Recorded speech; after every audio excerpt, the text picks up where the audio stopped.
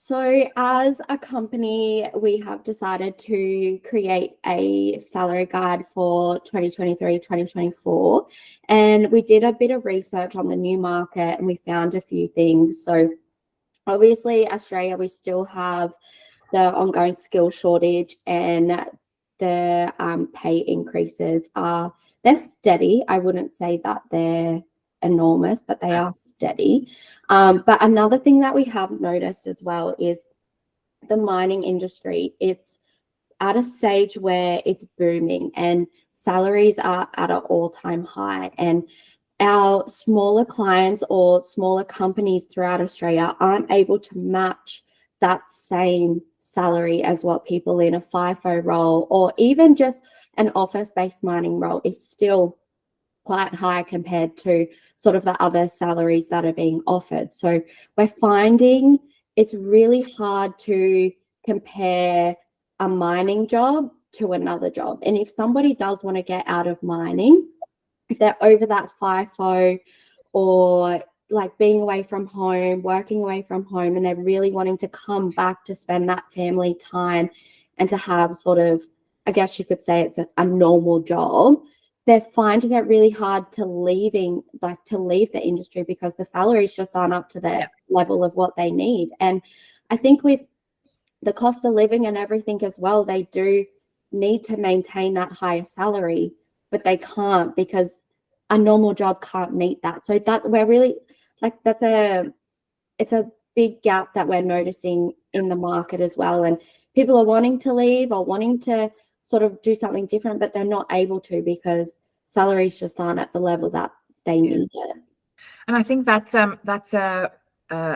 because because the market is still short. There's still a candidate shortage. Definitely getting a little bit better, but it's not like it should be. So there's still that shortage, and that shortage has, I think, driven up the salaries because to get people to fly in, fly out is difficult. So you have to offer them some incentive, which is then the salary incentive. But then the flip side of that is, and Tayla, we're finding that specifically, well, mostly in the Queensland market and the WA market, where, the competition around talent and then comparing and trying to get the talent for the price, blowing out salaries. That's a tough balance at the moment for clients, but also for us, because to try and find a fantastic candidate and then comparing the salaries, there's quite a big difference in that. So I think it comes back again to what we spoke about previously, as like when you talk to a candidate, what's driving you? What's the driving factor? Why do you want to make a change? And then having the open conversation as to, well, if you do make this change, the biggest impact is probably going to be time with the family that you'll get back, but you're going to be sacrificing money. Yeah, exactly. And yeah, like you said, it does come down to what's your driver. If money's your driver, you probably need to stay in the mines, to be honest. Yeah. Or like if you do want that quality time, you obviously need to make that sacrifice. And it's just figuring out what's going to work for you and your family, not just short term, but long term as well. Because being in a FIFO role for a long period of time it's hard. And it's not just like, it doesn't just impact you, it also impacts your family life, and also like mental health as well. Like I know, like that's also a big thing. So yeah, if money's your driver, that's a really tough one. But if family time and mental health and getting all of that back, it's a sacrifice that you need to take, but it will work out in the long run. Yeah. And that's always, like, we always ask what is your motivation from wanting to make a move, so that we can understand where the focus should be for you as a candidate, but then also from the client side, have that conversation to say, these are the drivers, these are the reasons why, because clients want to know, why are you interested in my job? Why aren't you interested in a FIFO job, or why? To understand the why, really. And I think that leads into then, if clients need to compete for talent, what do they offer? And it's not always, Taylor, we found this, it's not always just money. Yes, money plays a big role, but if you as an organization can offer flexibility, career progression, it's that value proposition that you can bring to the candidate and paint a bigger picture. And the only way that you will know as a company what can we offer is if we do our job and understand the candidates why do they want to move, why are they interested in this position, but also having that open conversation, like being transparent being transparent with our clients too, and then sort of receiving that and not also just cutting that off as well, being like, well, this is only what we offer.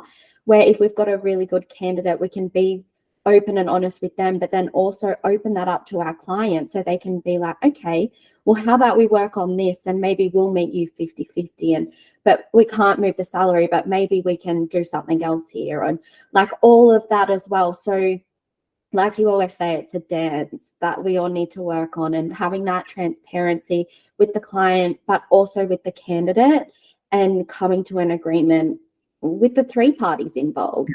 Yep, correct. And that's the role we play. That's a very important, I think, hugely important role we play, is to be able to make the connection, but to have those conversations, the sticky conversations that don't need to be sticky. They just facts. And if you can highlight those on both party sides, I think that just makes for an easier experience, a better experience for everybody involved. So you don't get to the end of the process and somebody says, well, actually, I wanted to work from home 4 days a week. Yeah. Well, that's a conversation that we should have had right in the beginning. And either that can happen or it can't happen. So, I think from our salary guide, there's a lot of things that we pulled out, but we wanted to start by saying we've got the salary guide. It's on our website. Go and download it if you want to get a bit more detail. We talk about the new market, what we're finding that Taylor's mentioned, and then also how do you meet that new market, not just as a candidate, but also as a client. What's the areas that you can look at? And then we go into the salary guide for the whole of Australia. We've done it across Queensland, New South Wales, Victoria, WA, and ACT. And that's been an interesting research to do in terms of where do the different states sit. But I think our next chat will be a little bit more about specifically the finance, accounting industry, and then specifically the IT and tech and digital side, and what we found around the salary guide in those areas. It's really handy to have, just even like for both candidates and clients, like talking with a client and being able to sort of let them know where this market is at the moment, but also them being able to use that for their recruitment and making sure that they're selling their jobs within the right salary guide. Well, that as well. So that's been really good. I've had a lot of positive feedback with clients that have sort of read through it and used it. So jump on it.